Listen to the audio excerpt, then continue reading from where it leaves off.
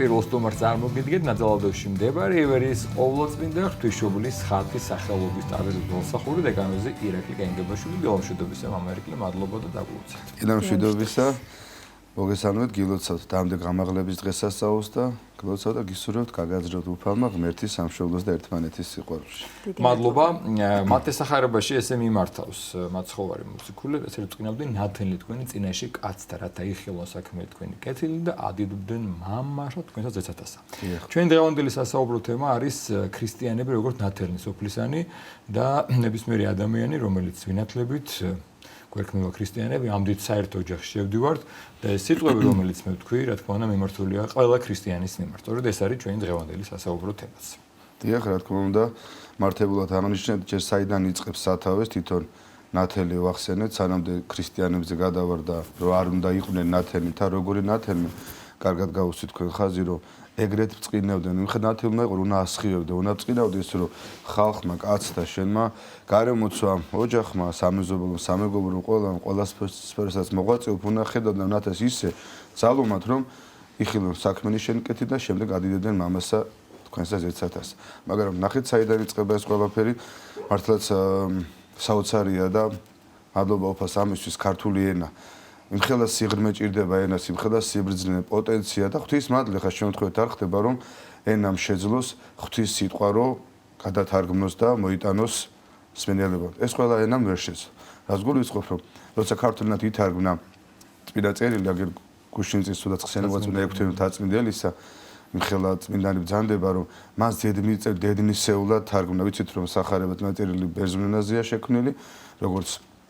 უძველეს ხელნაწერი, იქიდან შეძლო ჩვენ მენამ, რომ გადმოთარგმნა, ისე ის აზრი მოიტანა, ის შინაარსი ღმერთის სიტყვებისა, რამაც ჩვენში უდესცვლება და მადლი მოტანა უნდა გამოიწვიოს, ხო? ნახეთ, როგორ არის წოდებული ჩვენთან, როცა ადამიანი იქრისტება, უეცლავად ინათლება, ვამბობთ, რომ ნათლის ღება, ნათელი იყო. ხა სხვა ენებშიც არის, მე კი არ ვაკნინებ, რა პირიქით აი თქვა იგივე ბერძნულში არის ბაპტიზმა, ანუ თაფლასთან არის დაკავშირებული ეს ამ საიდუმლოს გაცხადება და მართებულიც არის. რუსულად თქვა კრიშენია ჯვართან ქრისტესთან დაკავშირებული, რა თქმა უნდა, ესეც სწორია, მაგრამ ქართულ ენამ რაღაც კიდე სიღრმის ზუსტად ჩაწვდა იმ თავარ სათქმეს, თქვა რომ ნათლის ღება თვითონ ქრისტე არის ნათელი. უფალი იტყვის სახარებაში, რომ მე ვარ ნათელი სოფლის და პირდაპირ გეუბნება, რომელიც შემომიდგეს მე არავიდოდეს ბნელსა, რომ დაქუნდეს ნათელი ცხოვრების. და ამიტომაც ჩვენ როცა ვინათლებით, ხო დავსწრებია თუ ჩვენი არ გვახსოვს პატარები იყავით, რომ დაუდენთა ქრისტეს მე ნათელ გვიღებიეს, ქრისტე შეგვიმოსეს. ანუ ნათელი აქედან იწყება, რომ ქრისტიანი უკვე ხარ ნათელღებული, ნათლის შენში დამტევნელი და უკვე ავტომატურად შენ უნდა გაანათლო საზოგადოება და შენ უნდა გაანათლო ეს სოფელი. თორემ მოგეცა ეს ნათელი ღვთისაგან. მაგრამ სამწუხაროდ ხშირ შემთხვევაში ემბასთან მთავრდება ჩვენ ქრისტიანობა, ეს სხვა თემა, მაგრამ მოგვეთხოვება ჩვენ, რომ ვიყოთ საზოგადოების ნათელი და ამის იმედია ღმერთს პირველ რიგში, რატომ გვაკურთხა ეს, რატომ მოგვიწოდა. ესე კი არ გითხრა მაცხოვარმა, რომ კარგი იქნება თუ ნათელი იქნებით, ან თუ იქნებით, ხო კარგი, უნდა იყვნეთ ნათელი. ნათელზე მეტი მოგვეთხოვება ჩვენ უფალი, გვეუბნება იყავით თქვენ სრულ. იცით, მამა თქვენ ზეცად აი სრულ არის. და ასე რომ ჩვენ მოწაფეები რახანო გავხდით ქრისტეს ნათლის ღების და ჩვენში ნათელი ქრისტე შემოვიდა, თუ გინდა რომ მართლა მოწაფე იყო და არ დარჩე მარტო სიტყვით მოწაფე და შეგეხოს რა თქმა უნდა შენი მოძღვრის მასწავლებლის დიდი მადლი და ცხონება, აუცილებლად უნდა ეს მისი ნასწავლი საქმით აღასრულო. ანუ საქმით გამოხატული წმენა, რომელსაც ნათელი მოაქვს არა მარტო შენი სული და გამოდი, არამედ ღვთისმადლით ყველა შენ გარშემო ყოფთათვის და ეს ძალიან დიდი და მნიშვნელოვანია და თუ დღეს ჭარბობს სამწუხაროდ არის ადგილები, არის სფეროები, არის ქვეყნები, არის ქალაქები, არის სფეროები, ჭარბობს სიბნელე, ეს ნიშანია სინათლის ნაკლებობის. სხვანაირად ჩვენ ვერ დავამარცხებთ ვერც საკუთარ თავში სიბნელე, ცოდვის შედეგია ბუნებრივია. თუ ვერ დაამარცხებთ, თუ შენ ნათელი შენთან არ შეიტანე. სიბნელესთან ბრძოლა ბნელის მეთოდებით, ბოროტებაზე ბოროტებით, შურზე შურით, აგრესიით, რა თქმა უნდა, ბნელს და უარყოფით გააძლიერებს. ის ხოლმე და ხოლმე იმით დამარცხდება, როცა იქ ნათელი შევა. აი სიბნელე ბნელი ოთახი ავიღოთ. ავტომატურად განათებათ, უბრალოდ ჩავდათ ელექტროენერგიას, მეტი არაფერი. თუ ნათელი შევიდათ, ბნელი იფანტება ყისად, იმიტომ რომ თავად ქრისტიან ნათელი, რომელიც მათ დაამარცხა ბნელი სატანა, მისი საქმეები და მოგვანიჭა ყველა სული ცხოვრება. როგორ უნდა მოვიპოვოთ ნათელი, როგორ უნდა დაიმკვიდროს და დაივანოს შემდგომ ჩვენს სულში და ასევე რამდენად მოქმედებს ჩვენს გარშემომყოფებზე და რამდენად თვალსაჩინო არის შემდგომ ჩვენი ეს ფერის ცვალება. ხა უცებ როგორ მოვიპოვოთ რა კარგია რომ პირველ რიგში საერთოდ რა თქმა უნდა მოვისა თვითონ მოგვეცენ ათის ღებულს მაგრამ კარგავ ჩვენი დაუდევრობით სოდებით უნდა მოვიპოვოთ ქრისტიანული ცხოვრების ეს სხვანაირად შეუძლებელია ქრისტიანულად თუ არ ცხოვრობ ვერ იქნები ქრისტიანად წოდებული და ღვთის მოწაფე ვერ იქნები მაგას გულისხმობთ უნდა ვიცხოვროთ ქრისტიანულად აუცილებლად ვიცხოვროთ ეკლესიური ცხოვრებით ქრისტიანულ ცხოვრებას სწორედ ამას ნიშნავს ლოცვით მარხვით სოდვებთან ბრძოლით და ღვთის მადლი აუცილებლად შეგეხება შენ და ეს არის იმხელა დიდი და კაფიო ფაქტი ჩვენს ცხოვრებაში ასეთ ადამიანებს ხედავთ რომლებიც ნამდვილად ამ მადლით არიან და დაუნჯებული და ღვთისაგან დაჯილდოვებული და ნამდვილად ანათებენ საზოგადოებას დღესაც ასე არ ვფიქრობთ არავინ რა ხან წინა პლანზეა მავონის ინტერესის გამო გამოტანილი ეს უღირსება უზნეობა სიმნელი ასე არ არის დღესაც ძალიან კაფიოდ ბწყინავს ქრისტიანობა თუ ადამიანი ხა ვერ ხედავს ამას და თუ თვალზე ხეს მიიფარეს ეს თავის უმეცრებას უნდა დააბრალოს და თავის გადაწყვეტილებას არ უნდა ნათელი ეხოს დღესაც ქრისტიანობა ისევ ბწყინავს და ვერანაირ განათლდება თუ ნათლის ღმერთთან ურთიერთობის გარეშე სწორედ ამას გულისხმობდი რომ ყველა ქრისტიანი ერთგვეწვნა გრიგორიის ნოსელი ბრძანებს რომ ეს საოცარი შედარება რომ ყველა ქრისტიანი არის თავისი ცხოვრების მხატვარი ანუ ყველა თვითონ ხატავს თავის რას ნიშნავს ხატავს რომ ფერმწერია უბუნებით ანუ ნატურა ჩვენთვის არის ქრისტე საიდანაც უნდა გადავიხატოთ და საღებავები ეს არის ჩვენი ცხოვრება ჩვენი საქმეები ტილო ეს არის ჩვენი ცხოვრება ამის მოგცა ღმერთმა და მე როგორ დახატავს ამ ნახატით წავდგებით მე ქრისტეს წინაშე და ეს ნახატი იქნება თუ უფლისგან ვიხატავთ ანუ მისგან ვსწავლობთ ჩვენ თვისებებს გნებავთ სიტყვას საუბარს ქცევას ეს ნახატი იქნება ღვთისათმო და ჩვენ ცხოვრებას მომსახურებით წინამ შემთხვევაში ჯვარი გვეწეროს ყველა დაიფაროს ღმერთმა და ასე რომ ქრისტიანობა პირველ რიგში არის საქმეებით გამოხატული. უფალი მოგთხოვ ჩვენ რომ მაჩვენე საქმენი შენი სარწმუნოებისგან შენისა. ნებავთ პირიქით, მაჩვენე სარწმუნოებაში საქმედაგან შენთ. და ამიტომაც განკაცდა იესო ქრისტე, ხა ძალიან დიდი თემა, ღმერთი უხილავი, ტრანსცენდენტული ღმერთი მოვიდა კაცად ჩვენნაირი ბუნებით და გვენახა, იცხოვრა, რომ მან მარტო ქადაგების იმედად არ დატოვა კაცობრიობა, თუ მანამდე რა თქმა უნდა იყო ძველი, აღქმიჯული, იგივე ღმერთია, სხვა ღმერთი კი არ იყო წინასწარმეტყველებები, იყო ცნებები, იყო მოძღვრება რჯული, ამითი საკმარისი იყო, რომ ადამიანს ხონება მიეღო, ხო, სანამ სული გადაერჩინა. მაგრამ რატომ მოვიდა ქრისტე რომ მან ადამიანური კუთხით გვაჩვენა თუ ეს საქმეში როგორ გამოვლინდება. სწორედ საიდან ვიზ, იმიტომ რომ ახლა ქრისტეს გავნა ვისწავლოთ რომ თან გვითხრა ჩვენ ისე სახარებას დავესესხებით ისწავლეთ ჩემგან რა მშვიდ ვარ და დაბალ გულით ანუ უფლისგან ბევრ რამე უნდა ვისწავლოთ მაგრამ თუნდაც ეს ორი სათნოება აი ვისგან ვისწავლო სანამ ახლა უამრავი წმინდა მამა წამოვიდოდა ისტორიის კაცობრიობისა მართლაც მიემსგავსებოდა ქრისტეს რომ ჩვენთვის სანიმუშონი არიან იგივე ჩვენი უწმიდესი პატრიარქი რამდენად ისწავლა შეიძლება ხო პირველად თავად ქრისტემ დაუდო ამას მაგალითი რომ უნდა ვისწავლოთ მისი მეტყველება ის როგორ იქცეოდა საზოგადოებაში ის როგორი სიყვარულით საუბრობდა როგორ სიყვარულით პასუხობდა ყველას რამდენს ითმენდა როგორი მშვიდი იყო როგორი მდაბალი იყო და ასე თუ შევეცდებით მე ეს ნათელი ასე მოდი ჩვენთან იმიტომ რომ მსგავსი მსგავსთან როცა არის რა თქმა უნდა მას ემსგავსება ჩვენ მოვალეობაც არ არჩევა მეტად ახლოთ ვიყოთ უფალთან. უფალი ჩვენთან ყოველთვის ახლოა და უფალთან სიახლოვე ვერ მოვა თუ არა გარდა ერთი გზისა გზა ეკლესიური ცხოვრების. მამა ირაკლი ნათელი ქრისტეს რადგან ჩვენ ვლაპარაკობდა ქრისტიანები როგორც ნათელნი ამას ოფლისანი. რამდენად არის მნიშვნელოვანი რომ ჩვენ ერთგვარად ზრუნავდეთ ანათლის მოფენაზეც და ღმერთმა დაგვიფაროს პირიქით სიბნელეზე, იმიტომ რომ ხანდახან ჩვენ ვიახოლმე რომ ჩვენ რაღაც ჩვენაჭუჭი გამოვეკეტებით, აი მე ვიყო კარგად, მაყოფილდებით რომ რაღაც ვეზიარი ახსერება ჩავაბარ და იმის იქით თითქოს აღარ არის საჭირო ქრისტიანთვის არაფერი. და გავიწევა პავლე მოციქულის სიტყვები ურთიერთთა სიმძიმე ეთურთეთ და ну ესეც კარგი შემთხვევა პირველ ეტაპში თუ მე რაღაცნაირად ვცდილობ, მაგრამ საჭიროა თუ არა რომ ეს ნათელი შენი ცხოვრებით, შენი ქმედებებით, იმ თვისებებით, იმ სათნოებებით, რაზეც ჩვენ ბრძანებდით და რაზეც სახარება ფაქტობრივად მოგვიწოდებს, ამაზე ვიფიქროთ ჩვენ. დიახ, ავალდებულებით ვართ, სწორედ ამას მოელის ჩვენ გამაცხადეთ დასაწყისში ვახსენოთ, რომ უნდა განანათლო შენ საზოგადოება, უნდა შენი საქმე იხილო. იმიტომ რომ ასე მოვიდა ჩვენამდე ქრისტიანობა მოციქულმა როგორი ქადაგეს და ნათელი შეიტანეს მართლა ბნელ სოფლიოში, ხო? იქ ქადაგეს მოინადირეს მართლა და განანათლეს მთელი სამყარო და ჩვენს თუ გვინდა რომ ვიწოდებდეთ უფლის მოწაფე და მოციქული იმ გაგებით რომ ქრისტე გააცნო და დღეს ძალიან ბევრი ჭირდება დამერწმუნდეთ, ბევრი ხელახლა საკადაგებო მოსაქცევია. ეს ჩვენ მოვალეობაც გია. წმინდა სერაფიმ საროველი როგორ ბრძანებს ცნობილი სიტყვებია რომ მოიპოვე მადლი და შენ გარშემო ათასები ცხონდებიანონ. ეს რეალურად შესაძლებელია. და ჩვენ ეს ყველა შეგვიძლია შევადაროთ, ვინც ახლა სულიად ცხოვრობთ ეკლესიად ხო, ვცდილობთ ყოველ შემთხვევაში. ძალიან კარგად ჩანს ხოლმე აი თვითონ მადლის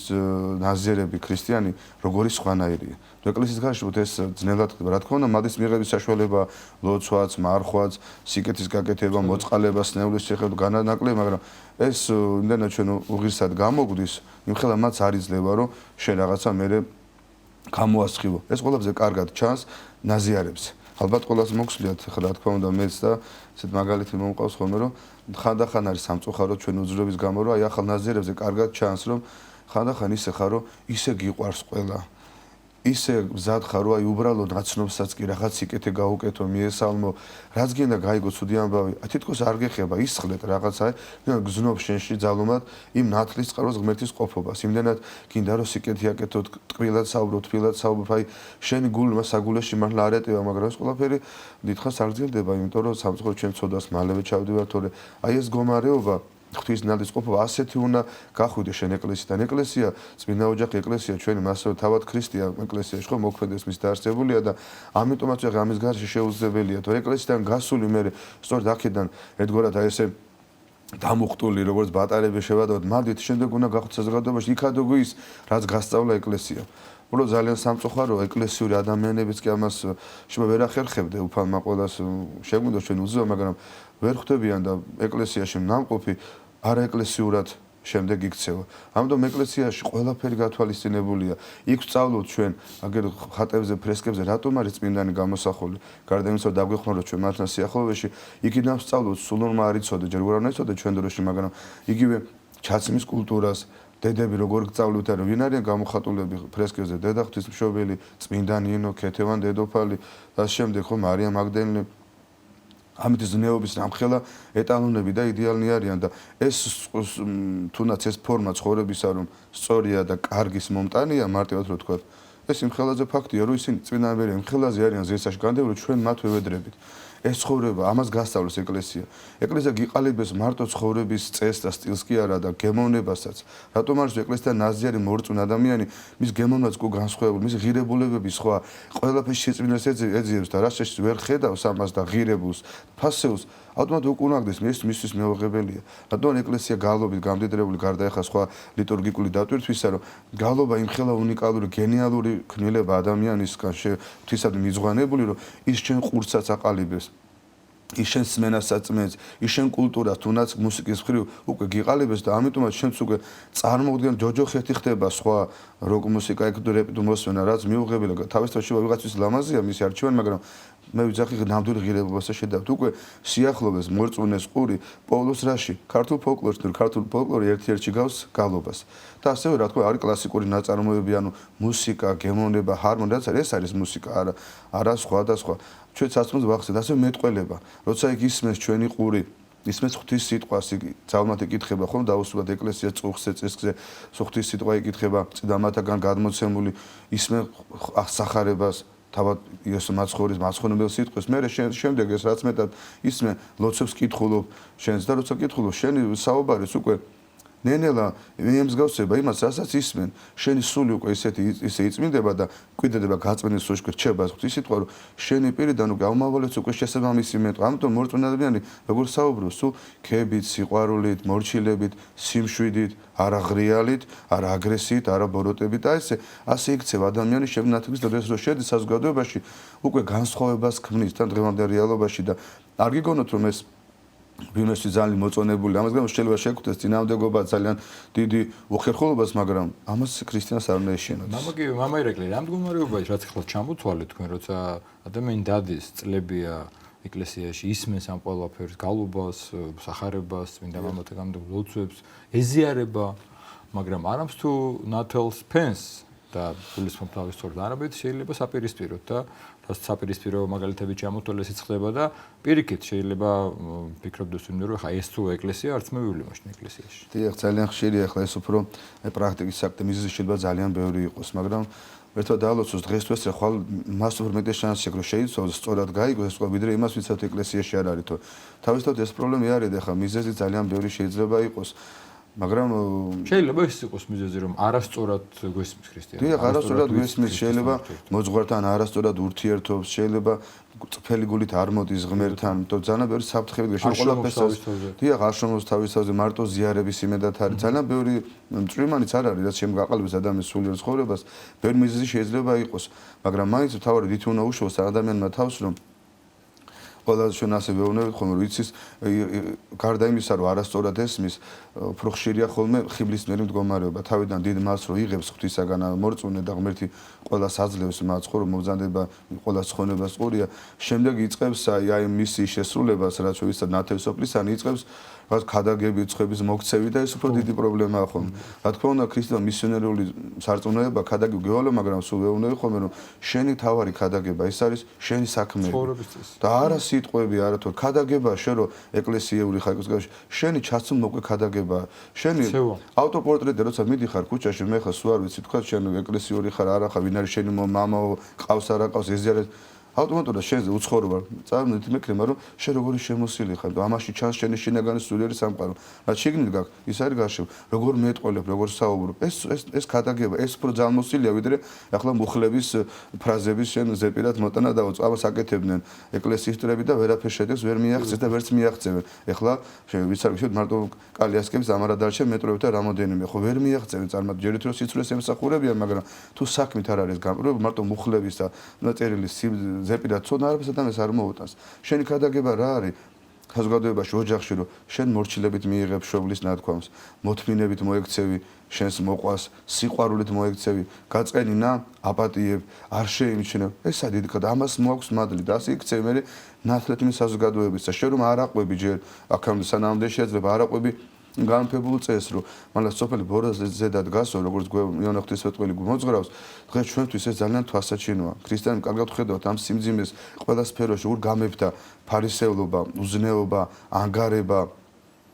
ერთმანეთის ზურს უკან ბრძოლა შეურაცხყოფა ტყუილი ჰოიჟამი მოზეიმის სიცრუისა და მავანი ამ მეთოდებზე ზეშმაკის ხელწერა ყველგან წარმატებასაც აღწევს მაგრამ ამითი ქრისტიანი არ უნდა მოიხიბლოს პირიქით ამას ეწინააღმდეგება არ უნდა აყვეს ამას და თავისი ნათენო შეიტანოს და სხვადასხვა ღირებულებაა ნახეთ გულწრფელობა და ფარისევლობა სიწმინდე და ოცმინდელობა სირცხვილი და უსირცხვილობა წინს არის ქართულენაში დაალოცოს ღმერთმა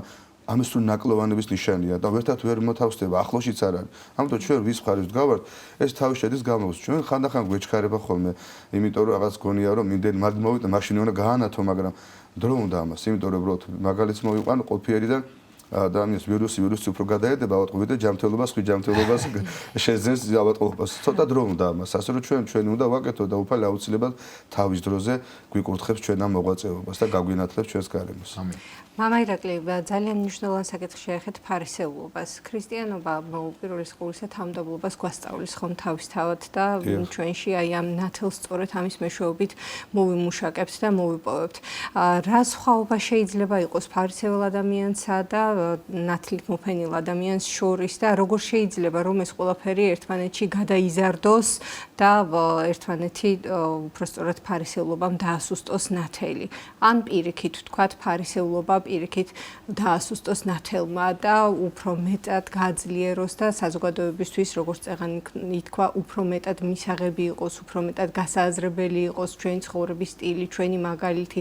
და აი რამდენად მნიშვნელოვანი არის ზოგადად სწორად ცხოვრება ეხა აუცილებელია ხა ფარისევლობა ისეთი სცენია დღევანდელი საზოგადოებისა რა ვიცი ადამიანებისა უკვე ნორმად არის მიღებული სამწუხაროდ და შეიძლება მართლაც ყველგან წარმატებული იყოს ადამიანი არის არ დავწმანდებით სფერო ამითი გადიან ფონს პირიქით აი ფარისევლაზე ფარისეველი უფრო ახერხებს რაღაცა კაცთმოთნე პირმოთნე გარკვეულწილად აჯილდოვებს მას მაგრამ ვინ აჯილდოვებს კითხვა დავსვათ ღმერთი თუ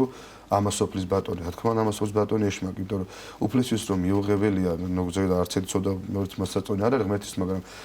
ეს ყველასთვის ყურაცაღებით ცნობილი მთელი სახარების დედა აზრს ეძახიან იგავი მეზვეს და ფარისევლის შესახებ ის ფარისეველი სხვა კუთხით არის გარდა იმ რელიგიური ჯგუფიდან მაგრამ ჩვენ სხვა კუთხით გვესმის ახლა მაგრამ უბრალოდ ხასრას გავს ის ფარისეველი სწორედ იმის გამო ღვთისაგან გამოვიდა ტაძრიდან წყალობა მიუცემელი, რომ თავის არასწორი ფარისევლური გულით ესაუბრებდა ლოცვა და ღვთის წინაშე. მადლობა თითქოს ღმერთს, რომ მე არა ვარ ესეთი. ეს დღეს ჩვენ ქრისტიანებსაც გვახასიათებს და კმაყოფილდებით ამით და იმ დონეზე თვითკმაყოფილება გვაქვს ხოლმე, რომ თავის მოგვაქვს რომ ნახავთ სამწუხაროდ ძალიან ბევრია დღეს ჩვენს ქვეყანაშიც, ჩვენს ქალაქშიც, იმიტომ რომ რაღაც თბილისში მოიყარა თემა საქართველოს ფაქტიურად თავის აუბედითი დროის გამო, რომ ხედავთ მგზავნეულ ახალგაზრდებს ოჯახის გარეშე გაზრდილებს, მართლაც აი ესე ნაფოტით მიმოტაცებუსაც ფესვი არა აქვს, აქეთ როგორ ეს ეშმაკთა დაბერილი ნიავი ხანექით მიახეთქებს ხანაკიდან რასაც უნდა იმას აკეთებინებს და ბევრი თვითმაყოფილებას იწვევს ხოლმე, რომ მე კიდე ესეთი არა ვარ და ეს გონია რომ შენ ანგელოზი ხარ და უფალი გენო ესეთია, ეს არ არის საკმარისი. შენ უნდა იყო გულსვი უფალი არ მიიღებს ფარისევლურ ლოცვას, გამორიცხული ეს ახალბად ამაზე მეტყველებს. შეიძლება ყველგან დაგაჯილდოვონ, მაგრამ ღმერთს ვერან ვერ მომტორ უფალი არის თვითონ არის გულწრფელი შენს მიმართ, არაფერს არ გიმალავს, შენი ზომისა, შენი ტოლა ხდება, მას უფლებას გაძლევს, შენ რომ მას შენობით მიმართ წარმოგიდგენიათ, მოვედინს უფება შენი, ყავნება შენი, შვილებად წოდების უფლება მაქვს ანგელოზები, ღმერთს როგორც მამას ვერ მიმართავენ. და ჩვენ გავასწორეთ ანგელოზები არიან უცოდველები, დიდებაში მყოფნი, მარადიულ ნეტარებაში აქებენ, ადიდებენ უზენაეს ღმერთს, რადგან ლოცვობენ კიდე, მაგრამ ჩვენ მამაო ჩვენო ვიძახით და ღმერთს როგორ უყახარ და ამიტომ ესეთი რომ ღმერთი მოსიყვარულე შენ აღშილება ამას რო ცპიერებით, ფარისევლობით და ასეთი უპასუხო ესეთი შენი უგუნური დამოკიდებული შენვე დაზარალდები. ასე რომ ჩვენ გვევალება რომ გულწრფელნა სადაც სიმართლე იქ არის ღმერთი. სხვანაირად შეუძლებელია, სადაც სიცრუა, იქ არის ეშმაკი და ფარისევლობა, რატო არის სიცრუა, იმიტომ რომ შენ იმას არ ამბობ, რასაც ფიქრობ. და დღეს მივეჩვიოთ ჩვენ უწმინდესი ეპისტოლეში ბრძანებით და ხოლმე რომ სამწუხაროდ თანადროულ ადამიანიო მიეჩვევ ერთს ფიქრობს, მეორეს ამბობს და მესამედ იქცევაო. ეს ვერ იქნება ღვთისმის ნაკურთხი. დიახ, მამერაგლი,